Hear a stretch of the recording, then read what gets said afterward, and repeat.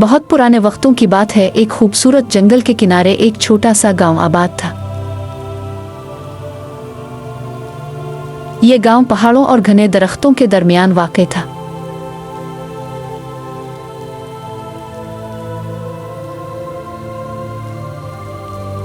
इस गांव के बच्चे अक्सर सुनते थे कि जंगल के पार एक जादुई वादी है जहां परियां रहती है, मगर कोई भी वहां जाने की हिम्मत न करता, क्योंकि कहा जाता था कि रास्ते में एक खौफनाक देव रहता है जो वहां जाने वालों को कैद कर लेता है।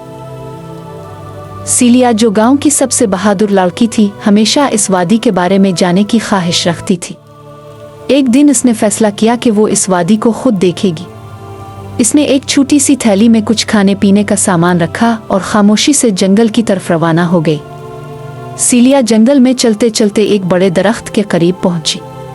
अचानक जमीन जोर से हिलने लगी और एक खौफनाक देव दरख्त के पीछे से निकला। इसकी आंखें चमकदार और वो अपना रंग बदलने और रूप बदलने का माहिर था। सीलिया जल्दी से एक झाड़ी के पीछे छप गई और सोचने लगी कि कैसे आगे बढ़े। सीलिया ने राक्षस को धोखा देने के लिए एक चाल चली। इसने अपनी चादर एक झाड़ी पर डाल दी और खुद खामोशी से दूसरी तरफ चली गई। राक्षस ने समझा कि वो चादर सीलिया है। वो धावता हुआ इसकी तरफ लपका और झाड़ियों में फंस गया। सीलिया ने मौका देखा और जल्दी से जंगल के पार भाग निकली। जब सीलिया ने जंगल का आखिरी दरवाजा पार किया तो वो हैरत से देखती रह गई।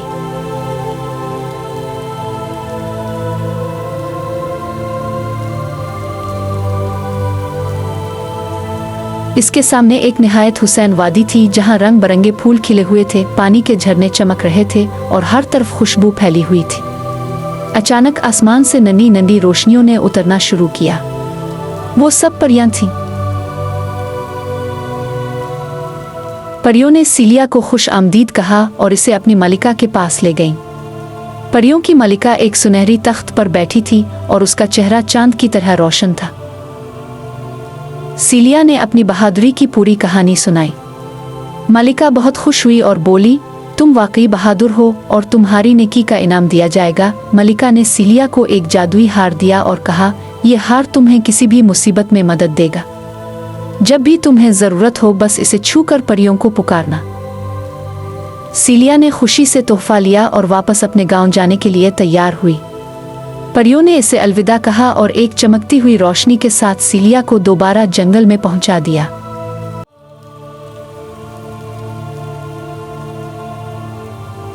जंगल के दरमियान सीलिया को वही देव फिर से मिला जो पहले से ज्यादा गुस्से में था। इस बार सीलिया खौफजदा नहीं हुई। इसने फौरन जादुई हार को छुआ और परियों को बुलाया। एक लम्हे में परियां वहां आ गईं और उन्होंने अपनी चमकदार रोशनी से देव को पत्थर का बना दिया।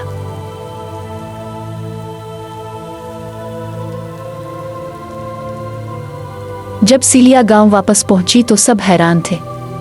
इसने पूरी कहानी सुनाई और जादुई हार भी दिखाया। गांव के लोग बहुत खुश हुए कि सीलिया की बहादुरी ने न सिर्फ परियों की वादी दरियाफ्त कर ली बल्कि खौफनाक देव से भी सबको नजात दिला दी।